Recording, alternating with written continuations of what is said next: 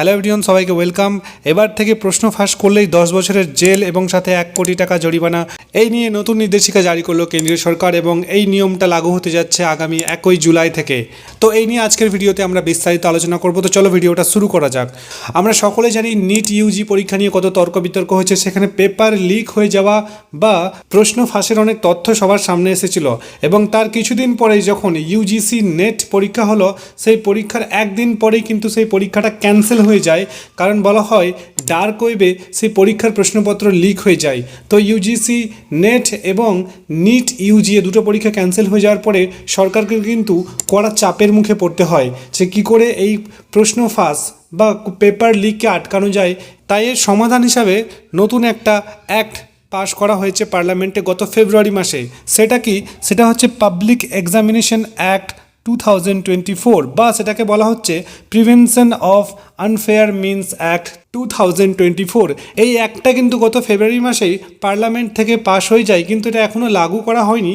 যেহেতু বর্তমানে প্রচুর পেপার লিক হচ্ছে এবং এরকম তথ্য আসছে, তাই সরকার বাধ্য হয়ে এই আইনটা যেটা পাশ হয়েছিল গত ফেব্রুয়ারি মাসে সেটা কার্যকর করতে চলেছে এবং সেটা কার্যকরী হচ্ছে আগামী 1 জুলাই থেকে।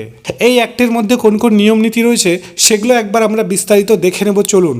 এই অ্যাক্টের মধ্যে বলা হয়েছে কোনো ব্যক্তি, সে একজন হতে পারে বা একের বেশি হতে পারে, যদি প্রশ্ন ফাঁস করতে গিয়ে ধরা পড়ে তাহলে তার ন্যূনতম 3 বছর এবং সর্বোচ্চ 5 বছরের জেল, সাথে 10 লক্ষ টাকা জরিমানা হতে পারে। এছাড়াও যদি কেউ উত্তরপত্রে কোনো রকম পরিবর্তন করে, সেক্ষেত্রেও একই সাজা তার জন্য রয়েছে।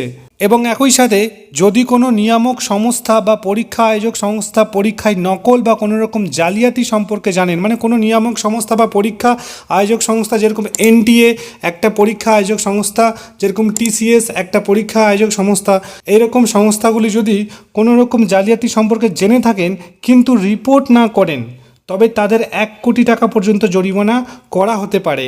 এবং কোনো প্রশ্নপত্র ফাঁস তদন্তের সময় যদি কোনো তদন্তকারী আধিকারিক কোনো অপরাধে যুক্ত পাওয়া যায়, মানে তদন্ত কমিটির কেউ যদি কোনো রকম জালিয়াতির সাথে যুক্ত থাকে বা কারো কাছ থেকে ঘুষ বা কিছু সেটিংস করে থাকে, তাহলে তারও কিন্তু 3 বছর থেকে 10 বছর পর্যন্ত জেল, সাথে 1 কোটি টাকা জরিমানা হতে পারে।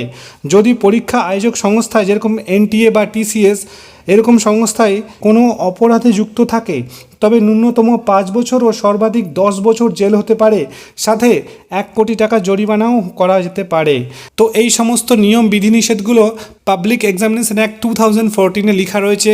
এগুলো কার্যকর হতে চলেছে আগামী 1 জুলাই থেকে। এটা একটা আমার মতে খুবই ভালো ডিসিশন, কারণ যদি আইন কানুন না থাকে তাহলে মানুষ অপরাধমূলক কাজ আরও বেশি করতে চাইবে।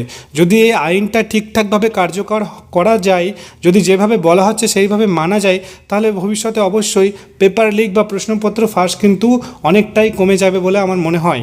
ইতিমধ্যেই WB ফুড এসআই পরীক্ষার প্রশ্নপত্র ফাঁসের কথা এসেছিল, সেটা নিয়ে হাইকোর্টে কেস চলছে, কিন্তু সরকারের তরফ থেকে কোনো রকম সদিচ্ছা দেখানো হয়নি।